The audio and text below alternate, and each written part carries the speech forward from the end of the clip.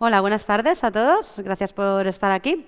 Me llamo Pepa Casado, soy investigadora de tendencias y profesora del máster de diseño de interiores en S-Design.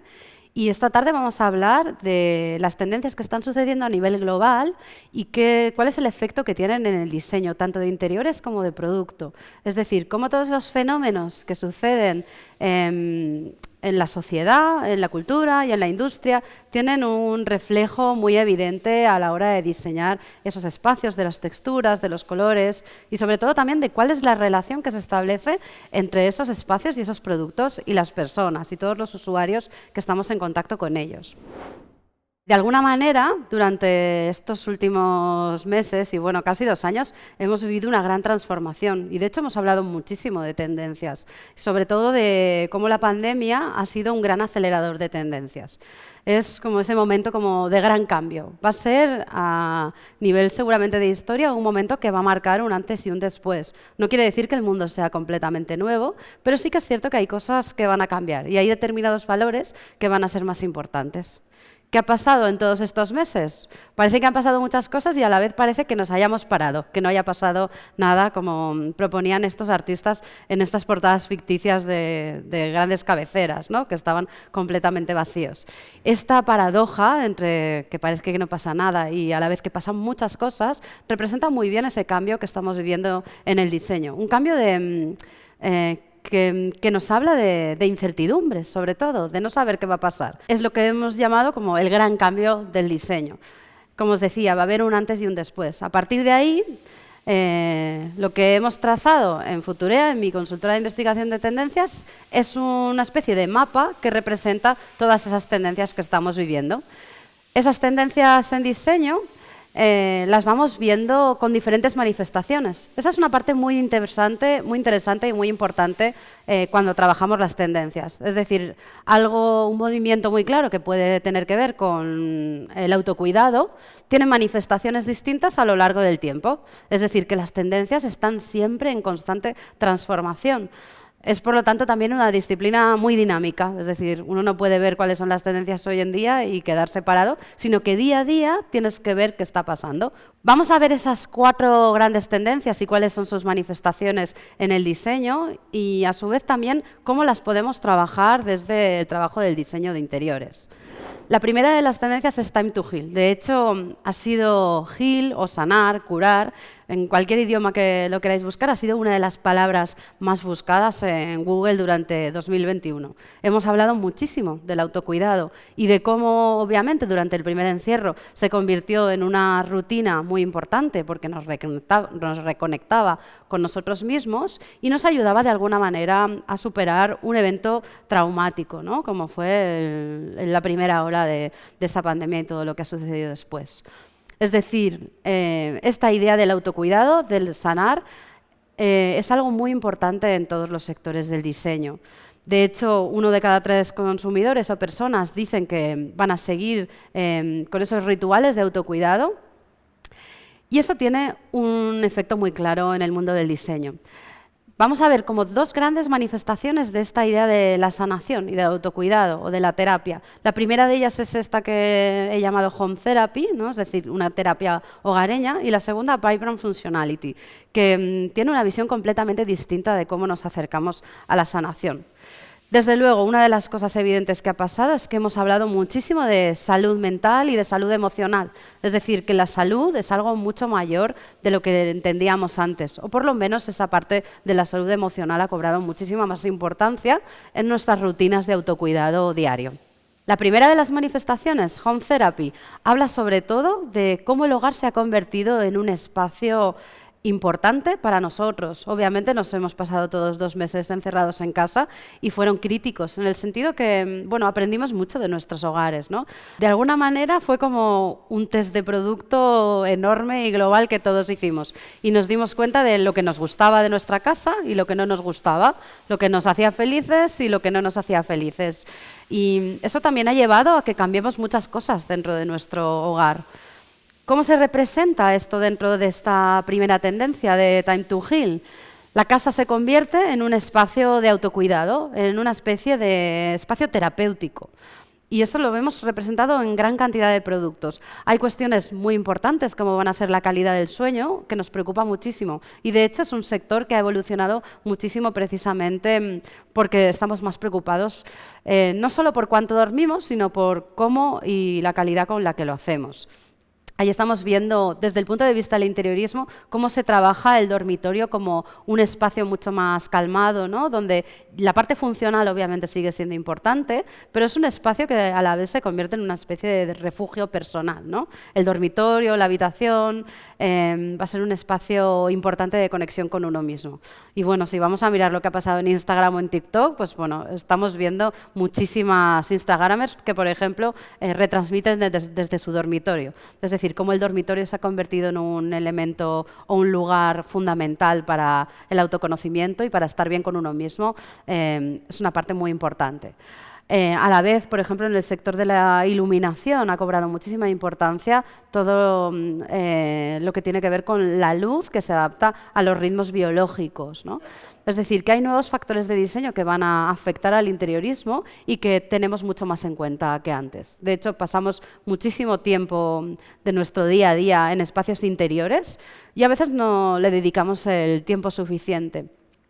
Hay una nueva conciencia en desarrollo sobre la importancia del diseño de interiores, no solo desde el punto de vista estético y funcional, sino también desde ese punto de vista mucho más emocional. ¿Cuál es el efecto que tienen determinados colores, acabados o distribuciones en cómo nos sentimos nosotros en el día a día? Es decir, añadimos muchas otras capas a la hora de diseñar un espacio interior, sobre todo en un espacio doméstico, aunque esto es algo que también está afectando, por ejemplo, a las oficinas, que será un sector que obviamente va a cambiar mucho y del que estamos cuestionando mucho, porque estamos cuestionando el trabajo, pero que va a introducir nuevos elementos que se tendrán en cuenta a la hora de crear ese brief de cómo tiene que ser la oficina.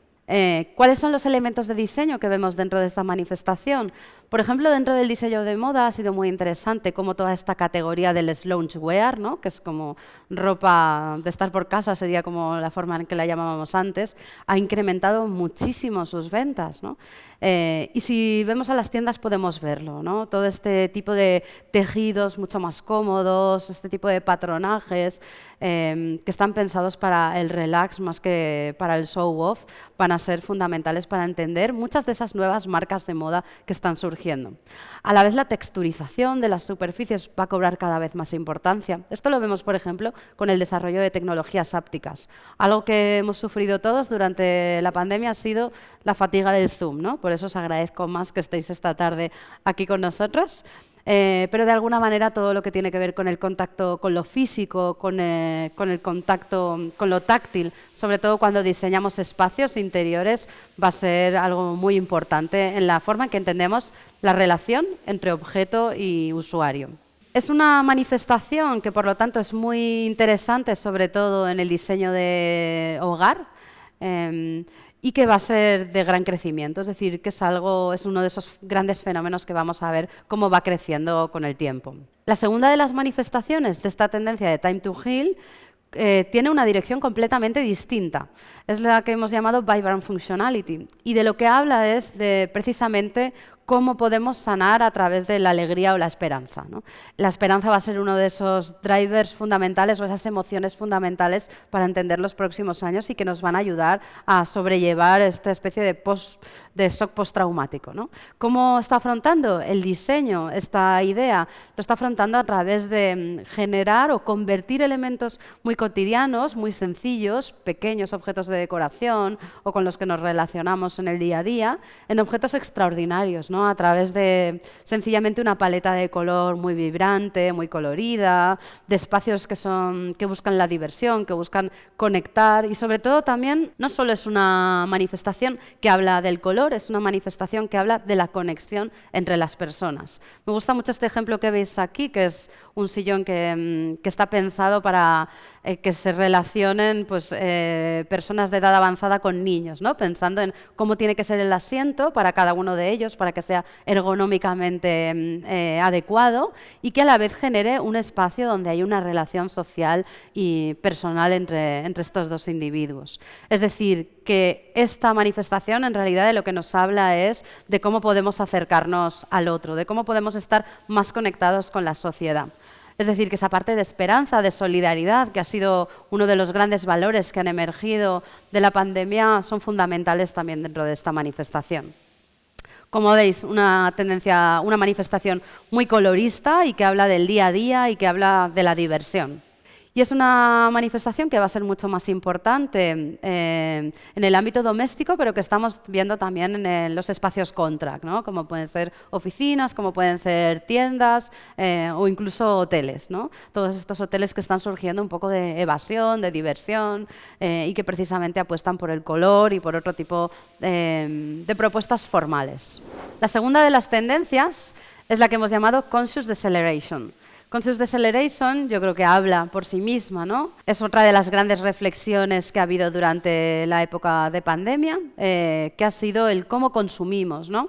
Y de alguna manera tiene como varias vertientes, ¿no? Esta idea de desacelerar el consumo, de consumir menos pero mejor. Hay muchas motivaciones. Por un lado hay una parte de solidaridad, ya la he mencionado como uno de esos grandes valores que ha emergido de la pandemia. Hay otra parte que tiene que ver también con la reconexión, con las raíces, con el localismo. Y de hecho hemos hablado mucho pues, de comprar en cercanía, de los vecinos, de los productos que se hacen en la zona, de los materiales de la zona. Hay otra parte que tiene que ver con esa crisis de la cadena de suministros que todos hemos sufrido. De repente todos esos productos, esos espacios que precisamente lo que reivindican es el producto, los materiales locales frente a los globales que necesitan mucho transporte, han cogido muchísimo impulso. Porque de alguna manera nos reconectan con nosotros, pero también son con nuestras raíces, pero a la vez también son mucho más eficientes o sostenibles. Es una tendencia que vemos en dos manifestaciones muy distintas entre sí, pero que tienen la misma idea, ¿no? Detrás. La primera de ellas es la que hemos llamado High End Craft, habla más de artesanía y de cómo la artesanía ha empezado a introducir nuevos valores en el sector del lujo. Y la segunda es esta de Pre-Love, que habla de cómo se puede reconvertir un producto sin valor en un producto de alto valor. Bueno, High-End Craft sobre todo se apoya en la artesanía y desde el punto de vista del diseño es muy interesante porque explora cuáles son esas intersecciones que puede haber entre el artesano, la industria, el diseñador de interiores, precisamente para reivindicar el material local, lo hecho en la cercanía, pero a la vez también está modificando, como vemos, por ejemplo, el sector del lujo, que está cambiando todos sus criterios de producción precisamente para ofrecer un producto de mayor calidad, no solo estética, sino también social, de alguna manera. Estamos viendo muchísimas empresas, muchísimos proyectos que precisamente están enfocados en esto. Tiene que ver no solo con valorizar lo propio, sino con ser más transparentes, con ofrecer trazabilidad dentro del proyecto. Aquí veis un ejemplo de una empresa sueca de sillas que te dice bueno, el precio de la silla y cada uno de los costes que tiene, ¿no? Y cuáles son sus márgenes. Y también tienes toda la información sobre cuál es el impacto ambiental y social de cada una de sus sillas. Lo cual nos habla de que también cuando compramos un producto, obviamente queremos que sea bonito, queremos que sea bello y funcional, pero le estamos exigiendo muchísimo más. Me gusta mucho cómo lo explica Russell Pinch, que es un diseñador inglés que hace mobiliario. Él decía bueno, que no se trata de ir sustituyendo cada vez, sino de cómo podemos generar productos y diseños que puedan perdurar para siempre. De alguna manera, esta idea como de hacer cosas para que duren va a ser importante, ¿no? Y cada vez la vamos a considerar más. Es una manifestación que recupera artesanías. Tenéis muchísimos ejemplos aquí. A mí me gusta especialmente el que se puede ver arriba a vuestra izquierda, supongo, que es un espacio efímero que ha creado un estudio de Valencia, Mood Design, y lo ha creado junto a un maestro fallero con desechos y residuos que hay del propio taller, ¿no? Entonces, bueno, lo que hace este proyecto es reivindicar por un lado las raíces, generar también un nuevo diálogo y un nuevo código comunicativo entre una artesanía muy tradicional, como es la fallera, ¿no? Que si la conocéis, pues bueno, no tiene absolutamente nada que ver con esto, pero reivindica el cómo ese trabajo entre diseñador y artesano puede generar nuevos lenguajes y puede también reactualizar la tradición. Bueno, es una manifestación que desde el punto de vista estético se caracteriza por ese uso de las fibras naturales, también por esas paletas de colores de los amarillos que un poco vienen de los atardeceres. Y es una tendencia en crecimiento precisamente porque tenemos muchos diseñadores trabajando mano a mano con artesanos en la búsqueda de esta recuperación de esas técnicas artesanas y que de alguna manera no se pierdan en el olvido y puedan tener una nueva vida, ¿no?, en esta nueva etapa del diseño. La segunda de las manifestaciones es esta de pre-love. Pre-love viene a decir como preamado, ¿no? Y lo que nos habla es de cómo se utiliza producto de segunda mano o producto de estocaje para generar nuevos productos de mayor valor. Me parece muy interesante este cambio de palabra porque esta idea del preamado cambia totalmente el concepto cuando hablamos de diseño. Ya no estamos hablando de algo usado, sino de algo preamado, es decir, de cómo un producto que ha tenido su vida útil, que ha sido valorado, puede tener también otra segunda vida igual de buena o incluso mejor que la anterior. Están apareciendo muchos sistemas de reparación y de reacondicionamiento de productos, ya lo veíamos en informática, por ejemplo, pero esto está sucediendo también en diseño, ¿no? La sostenibilidad va a ser fundamental en los próximos años, ya no es una cuestión de un extra que añadimos al producto o al proyecto, sino que va a tener que ser un condicionante desde el principio del proyecto. Como os digo, es una tendencia es una manifestación que desde el punto de vista estético precisamente ofrece una estética que es fruto de esa reutilización. Pero es muy interesante lo que está pasando, por ejemplo, en el diseño de moda, donde muchos de estos jóvenes promesas lo que están haciendo es trabajar con estocaje de productos de otras marcas para generar nuevos diseños y a partir de ahí también explorar cómo a través de una estética predefinida por el producto que están utilizando pueden hacer una propuesta interesante. Un ejemplo también muy relevante lo tenemos en Madrid, en este proyecto de Mode Movimiento, que es un proyecto de interiorismo que os recomiendo mirar en este sentido, porque es una obra viva en la que se utiliza absolutamente todos los materiales que ya había en el espacio. Y obviamente la estética también es fruto de eso, pero hay un trabajo muy concreto de cómo se transforman esos materiales y cómo eso puede convertirse en un concepto de diseño de interiores. Es una tendencia muy incipiente y sobre todo va a venir empujada por las nuevas generaciones de diseñadores que son mucho más conscientes de la necesidad de trabajar la sostenibilidad de una manera y desde una perspectiva muy distinta, que no hable solamente de cómo podemos impactar menos, sino de cómo a través del diseño podemos generar un impacto positivo, es decir, aportar más al entorno de lo que utilizamos. La tercera de las tendencias es Green Apocalypse. Y yo creo que todos hemos vivido esto, ¿no? Durante la primera ola, las ventas de plantas de interior crecieron aproximadamente un 600% en Europa. Hubo problemas de desabastecimiento y todos tuvimos esta necesidad de rodearnos de verde, ¿no? La conexión con la naturaleza ha sido uno de esos pilares de salvación al que todos nos hemos aferrado. Y ya lo hemos visto durante el verano de 2021, ¿no? Parques nacionales, parques naturales repletos de gente, incluso hasta un punto insostenible, ¿no? Pero desde luego esa conexión con la naturaleza es importantísima. En el sector hotelero, por ejemplo, hemos estado viéndolo muchísimo, todos esos hoteles que precisamente lo que buscan es cómo generar una conexión distinta con la naturaleza. Tiene dos grandes manifestaciones, rewilding y meditative spaces, muy distintas entre sí. Rewilding es la primera. Es una manifestación que habla muchísimo sobre la ciudad, sobre el urbanismo, sobre cómo es la vida y cómo debemos entenderla. Ya sabéis que París lanzó esta idea de la ciudad de los 15 minutos, donde todo tenía que estar muy cerca. Vancouver, por ejemplo, ha prometido que todos sus habitantes podrán ver verde desde una ventana de su casa. Y esta idea de buscar esta resilvestrización de los espacios va a ser fundamental. De hecho, Naciones Unidas ha declarado que esta es la década del rewilding o resilvestrización y se están recuperando un montón de zonas verdes en 7 grandes proyectos en Europa.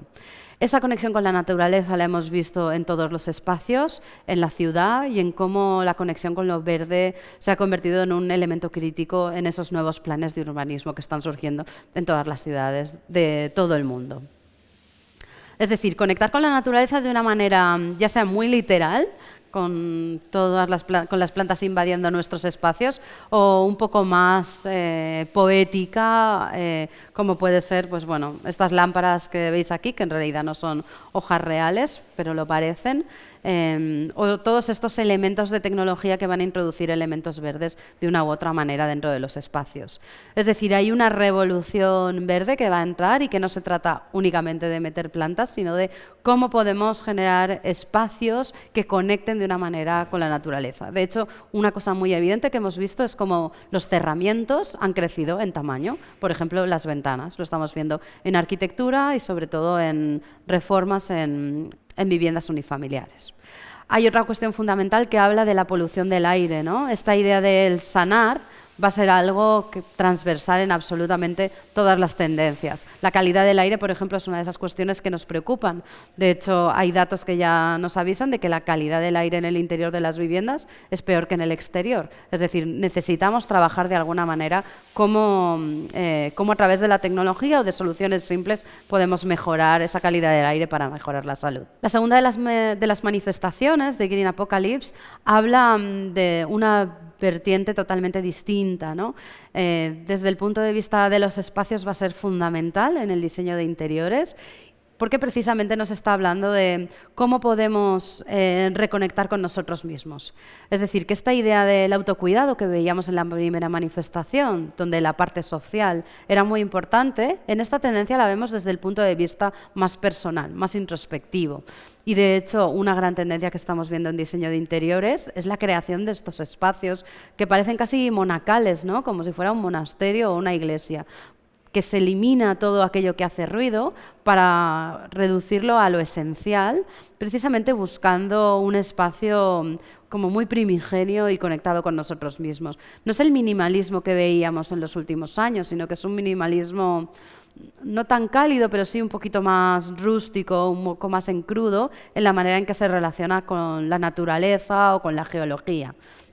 Todo este tipo de paletas de color, de blanco roto, este tipo de formas muy orgánicas, pero muy maximalistas, ¿no? Y una forma de alguna manera generar espacios e interiores que nos ayuden precisamente a eliminar todo aquello que nos sobra para pensar solo, pues, bueno, de una forma interior en cómo nos sentimos. Es una manifestación en crecimiento y, como digo, todo aquello que tiene que ver con el autocuidado, con sanar, con cómo también los espacios y los productos nos ayudan precisamente en esta búsqueda de un yo interior, va a ser muy importante. La última de las tendencias, la cuarta, es esta que hemos llamado Newstalgia, y bueno, este juego de palabras entre lo nuevo y lo nostálgico creo que representa muy bien de lo que hablamos, ¿no? Esas emociones fundamentales que buscamos siempre en tiempos de incertidumbre, ¿no? Como ha sido el que hemos vivido. ¿Por qué sucede eso? Porque bueno, cuando no sabemos qué es lo que va a pasar en el futuro, es mucho más fácil volver a tiempos pasados donde todo era conocido, y es decir, hay una parte como de previsible, pero a la vez hay una parte como de añoranza, ¿no? Es decir, todo lo pasado nos recuerda a tiempos más felices, o por lo menos eso creemos, ¿no? De hecho, por ejemplo, una de las cosas que pasó durante la primera hora del encierro es que creció muchísimo el consumo de helado. Parece algo muy anecdótico, pero de alguna manera el helado tiene esa capacidad de retrotraernos a momentos de la infancia, por ejemplo, a través del gusto. Es algo muy emocional, muy sensorial, y obviamente no es algo racional, pero nos reconecta con ese pasado. Esa nostalgia se ve representada con dos manifestaciones estéticas muy diferentes entre sí. La primera tiene que ver con los contextos digitales y la segunda con una nostalgia de momentos o de décadas del diseño pasadas. Como digo, esta primera, que hemos llamado Digital Escapism, de lo que habla es de qué pasa a un nivel estético cuando estamos uniendo un concepto como es la nostalgia con los nuevos códigos comunicativos de la era digital. De hecho, algo muy interesante que hemos visto en estos movimientos de la nostalgia es cómo nos subimos al carro incluso de nostalgia de décadas que no hemos vivido, ¿no? Así hemos visto cómo volvían los 80 o los 90, o incluso nostalgias de tiempo donde teníamos nostalgias de otros momentos. En esta nostalgia digital lo que está pasando es cómo una visión muy retrofuturista del diseño se combina también con las paletas de color, con las texturas propias de la tecnología y la pantalla. De alguna manera también este momento de crisis lo que ha hecho es que cambie nuestro concepto o nuestra percepción del tiempo. Por lo tanto, viajar entre el pasado y el futuro, emocionalmente me refiero, es mucho más fácil y lo hemos visto muy representado en el diseño. Algo muy interesante es cómo la creación de espacios artísticos de diseño de interiores, que hemos visto en toda esta nueva corriente del 3D, ha empezado también a tener su influencia en los espacios reales. Por ejemplo, todas las imágenes que se ven ahora en pantalla son espacios reales de diseño de interiores o moda. Algo muy interesante que ha pasado es como la recreación de esos espacios virtuales ha generado una estética que tiene también su traducción al mundo físico, ¿no? Es decir, a través de paletas de colores, de espacios, intentamos recrear esa visión como muy onírica de esos lugares. Tiene que ver mucho esta manifestación con esa búsqueda del escapismo, ¿no? De la diversión, de escapar, digamos, de los problemas diarios y de cómo, de alguna manera, también a través del diseño de interiores o el diseño de productos podemos ayudar a la gente a soñar con nuevos lugares y también a imaginar un futuro. Es una tendencia muy incipiente y vamos a seguir viendo, ¿no? Como toda esa paleta de colores propia de la pantalla, los tonos rosas, los tonos morados, han empezado a coger muchísimo impulso en los últimos años. La segunda de las manifestaciones es esta Days of Future Past.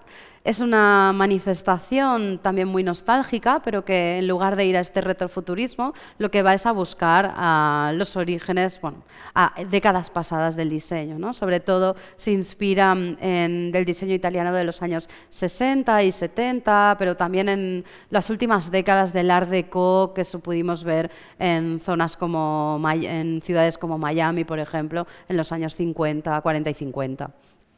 Como vemos, son espacios muy recargados, con una paleta de color muy envejecida, muy intensa, y que recrea ese tipo de espacios propios de los años 70, ¿no? Es decir, que también tiene que ver con ese escapismo, con la vuelta a épocas pasadas, y que explora precisamente la nostalgia desde el punto de vista del diseño, cogiendo esos iconos del diseño, esos elementos clásicos y actualizándolos a nuestros tiempos, siempre con una visión muy contemporánea, ¿no? Pero muy anclada también en el pasado. Tenéis aquí muchísimos ejemplos, a mí me parece especialmente divertido la vela que tenéis en el centro, que tiene aroma de croissant.